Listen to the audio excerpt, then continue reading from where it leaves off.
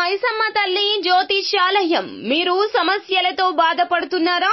ఎటువంటి సమస్యలకైనా శ్రీ మైసమ్మ తల్లి ముందు ప్రత్యేకమైన పూజలు చేస్తున్నారు. ప్రేమించిన అమ్మాయి దూరం అయ్యిందా? ప్రేమించిన అబ్బాయి దూరం అయ్యాడా? అయితే ఈ పూజారి గారిని ఒక్కసారి సంప్రదించండి. ప్రేమ సమస్యలకు ప్రత్యేకమైన ముడుపు పూజలు చేస్తున్నారు.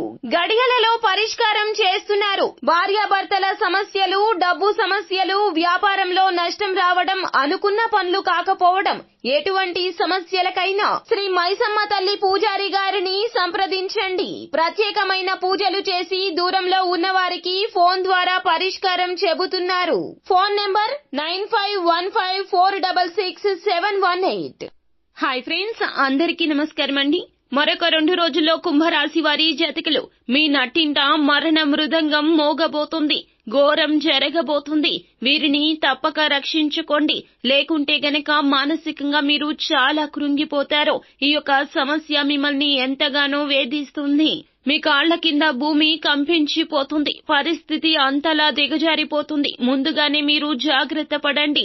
ఇటువంటి అననుకూల పరిస్థితి నుండి భగవంతుడే మిమ్మల్ని కాపాడగలడు.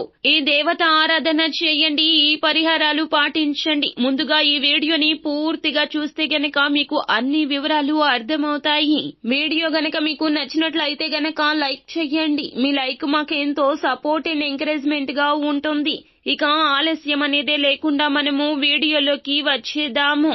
ఒక సమస్యనైతే వీరు ఎదుర్కోబోతూ ఉన్నారు. జాగ్రత్తగా ఉండాల్సిన అవసరమైతే కనిపిస్తుంది. ముఖ్యంగా కుటుంబ సభ్యులతో విభేదాలు వచ్చే పరిస్థితులున్నాయి. కుటుంబ సభ్యులు ఎవరైనా కావచ్చు, తల్లిదండ్రులు కావచ్చు, తోడబుట్టిన వారు కావచ్చు, లేకపోతే మీ యొక్క జీవిత భాగస్వామి కావచ్చు.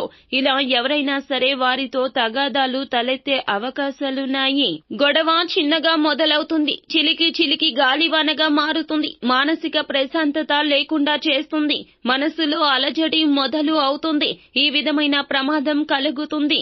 ఇది మీ మధ్య ఉన్న బంధాన్ని విచ్ఛిన్నం చేసే ప్రమాదం ఉంది. కాబట్టి గొడవ తీవ్రత తగ్గడానికి మీరు చేయవలసిన ప్రయత్నం మీరు చేయండి. అంతేకాని గొడవలు పెంచుకుంటూ మాత్రం వెళ్తే గనక చాలా నష్టపోవాల్సిన పరిస్థితి ఉంది. కావున ఈ విషయంలో మీరు అప్రమత్తంగా ఉండండి. ఈ సమయంలో మీరు రాజీ పడే పరిస్థితి వచ్చినా కానీ రాజీ పడ్డానికి ముందుకు వెళ్లకుండా ఉండొద్దు. రాజీ పడితేనే మీ బంధాన్ని మీరు కాపాడుకున్న వారు అవుతారు. లేకపోతే మీ జీవితంలో ఎన్నో రకాల సమస్యలు ఎదుర్కోవాల్సి వస్తుంది. కాబట్టి ఈ రాశి వారు ఈ విషయంలో చాలా జాగ్రత్త.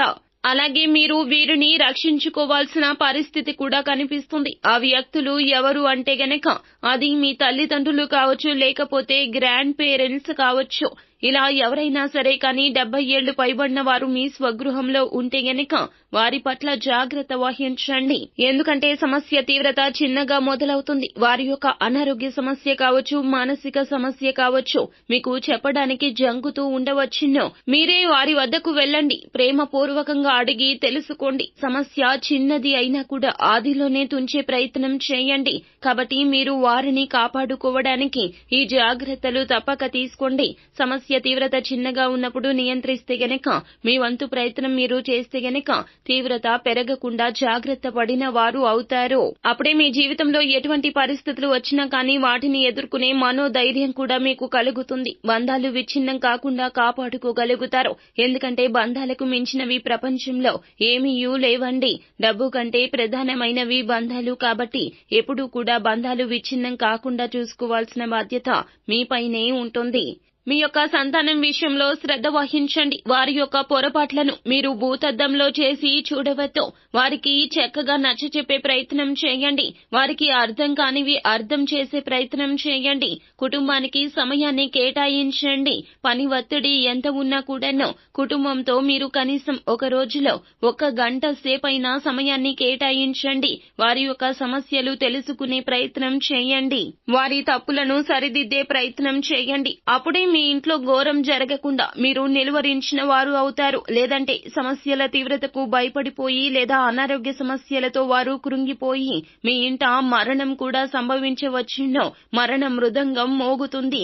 కావున ఇటువంటి పరిస్థితుల నుండి బయటపడాలి అంటే గనక ఆపదలో ఉన్న వారికి వీలైనంత సాయం చేయండి. అలాగే శనివారం శని దేవాలయానికి వెళ్లి నల్ల శనగల ప్రసాదం, నల్ల నువ్వులు మరియు బెల్లం కలిపి తయారు చేసిన తీపి వంటకాన్ని పంచిపెట్టండి.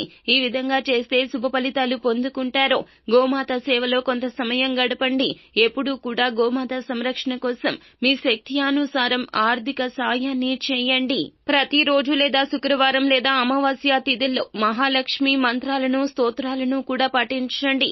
మంగళ, శని, ఆదివారాలు, పౌర్ణమి తిథుల్లో హనుమాన్ చాలీసాను పఠించండి. మంగళవారం నాడు హనుమంతునికి పొడవాటి వస్త్రాన్ని సమర్పించండి. నిత్యము శివారాధన చేయండి. మీకు మేలు కలుగుతుంది. పరమశివుని అనుగ్రహంతో కష్టాల నుండి బయటపడతారు.